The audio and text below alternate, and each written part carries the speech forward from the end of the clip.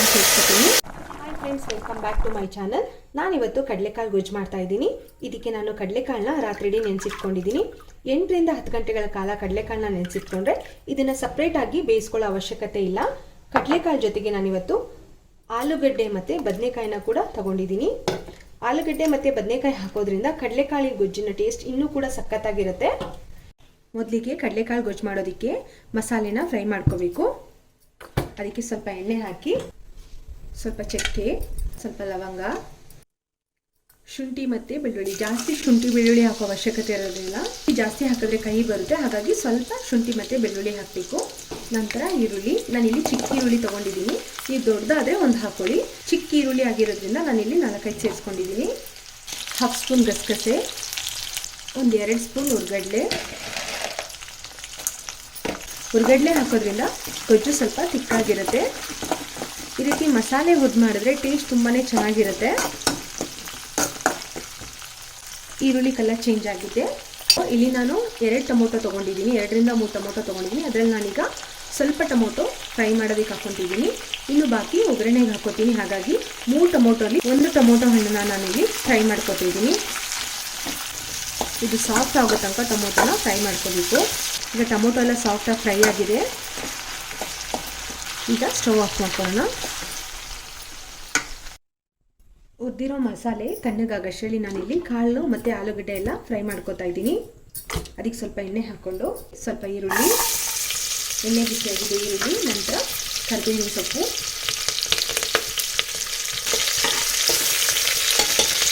ಶುಂಠಿ ಬೆಳ್ಳುಳ್ಳಿ ಹಾಕಿರೋದ್ರಿಂದ ನಾನು ಸಾಸಿವೆ ಹಾಕ್ತಾ ಇಲ್ಲ ಒಗ್ಗರಣೆಗೆ. ಈರುಳ್ಳಿ ಎಲ್ಲ ಕಲರ್ ಚೇಂಜ್ ಆಗಿದೆ. ಟೊಮೊಟೊ ಹಾಕ್ತಾ ಇದ್ದೀನಿ. ನಾನು ಫ್ರೈ ಮಾಡೋದಕ್ಕೊಂದು ಹಾಗೆ ಒಗ್ಗರಣೆಗೆ ಟೊಮೊಟೊ ಹಾಕ್ತಾ ಇದ್ದೀನಿ.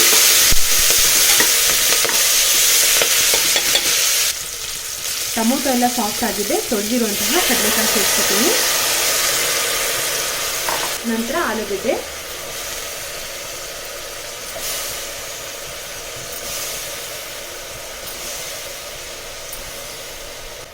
ಅರಿಶಿಣದ ಪುಡಿ,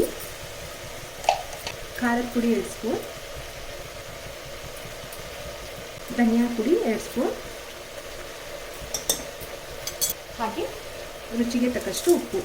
ನಾನಿಲ್ಲಿ ಬದನೆಕಾಯಿನ ಸೇರಿಸ್ಕೊತಾ ಇಲ್ಲ, ಯಾಕಂದರೆ ಬದನೆಕಾಯಿ ಎಲ್ಲ ಬೇಗ ಬೇಯುತ್ತೆ. ಹಾಗಾಗಿ ಮೊದಲು ಕಾಳು ಮತ್ತು ಆಲೂಗಡ್ಡೆ ಸೇರಿಸಿ ಮೊದಲು ಬೇಯಿಸ್ಕೊತೀನಿ. ನಂತರ ಮಸಾಲೆ ಎಲ್ಲ ಹಾಕಾದ್ಮೇಲೆ ಬದನೆಕಾಯಿನ ಸೇರಿಸ್ಕೊತೀನಿ.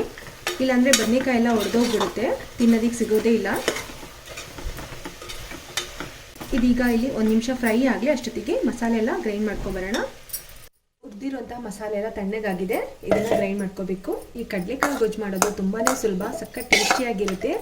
ಇದು ಚಪಾತಿ, ರೊಟ್ಟಿ, ಇಡ್ಲಿ, ದೋಸೆಗೆಲ್ಲ ತುಂಬ ಚೆನ್ನಾಗಿರುತ್ತೆ. ಹುರಿದಿರೋ ಮಸಾಲೆ ಜೊತೆಗೆ ಈಗ ಸ್ವಲ್ಪ ಕಾಯಿ ಸೇರಿಸ್ಕೊತಾ ಇದ್ದೀನಿ, ಹಾಗೆ ಕೊತ್ತಂಬರಿ ಸೊಪ್ಪು.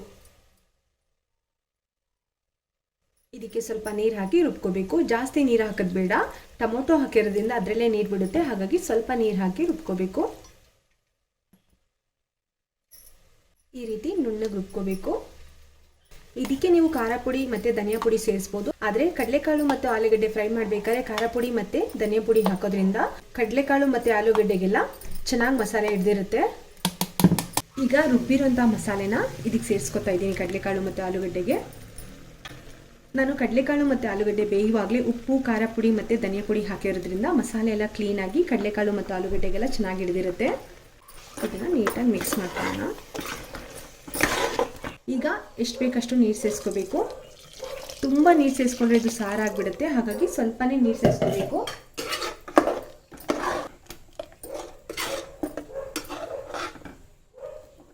ಈಗ ಕುದಿ ಬರುವಾಗ ನಾನು ಬದನೆಕಾಯಿ ಸೇರಿಸ್ಕೊತಾ ಇದ್ದೀನಿ. ಬದನೆಕಾಯಿನ ಮೊದಲೇ ಹಾಕ್ಕೊಂಡ್ರೆ ಇದು ಫುಲ್ ಒಡೆದೋಗ್ಬಿಡುತ್ತೆ, ಫುಲ್ ಬೆಂದೋಗಿ ಏನು ತಿನ್ನೋದಕ್ಕೆ ಸಿಗೋದಿಲ್ಲ. ಹಾಗಾಗಿ ಆಲೂಗಡ್ಡೆ ಮತ್ತು ಕಡಲೆಕಾಳನ್ನ ಹಾಕಿ ಅದು ಮಸಾಲೆ ಎಲ್ಲ ಹಾಕಾದ್ಮೇಲೆ ಒಂದು ಕುದಿ ಬಂದಮೇಲೆ ಈ ರೀತಿ ಬದನೆಕಾಯಿನ ಸೇರಿಸ್ಕೋಬೇಕು. ತುಂಬ ಚಿಕ್ಕದಾಗಿ ಬದನೆಕಾಯಿನ ಕಟ್ ಮಾಡ್ಕೋಬೇಡಿ. ನೋಡಿ, ಈ ರೀತಿ ದಪ್ಪ ದಪ್ಪವಾಗಿರಲಿ. ಈಗ ಗೊಜ್ಜು ಕುದಿ ಬಂದಿದೆ. ಈ ಟೈಮಲ್ಲಿ ಉಪ್ಪು ಖಾರ ಎಲ್ಲ ಚೆಕ್ ಮಾಡಿ ಹಾಕೋಬೋದು. ಉಪ್ಪು ಖಾರ ಏನಾದರೂ ಕಡಿಮೆ ಆದರೆ ಸೇರಿಸ್ಕೋಬೋದು. ಉಪ್ಪು ಸ್ವಲ್ಪ ಕಡಿಮೆ ಆಗಿತ್ತು, ಹಾಗಾಗಿ ಉಪ್ಪು ಹಾಕೋತಾ ಇದ್ದೀನಿ.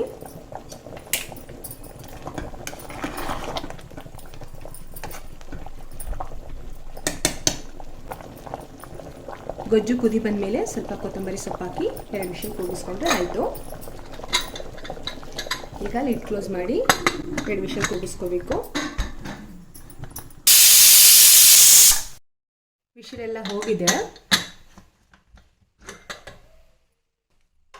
ಇಷ್ಟು ಚೆನ್ನಾಗಿ ರೆಡಿಯಾಗಿದೆ ನೋಡಿ ಕಡಲೆಕಾಯಿ ಗೊಜ್ಜು. ಮುಳುಗ ಎಲ್ಲ ನೋಡಿ ಒಡೆದೋಗಿಲ್ಲ, ಇಷ್ಟು ಕ್ಲೀನಾಗಿ ಹಾಗೆ ಇದೆ. ಮಸಾಲೆ ಎಲ್ಲ ನೀಟಾಗಿ ಹಿಡ್ದಿದೆ.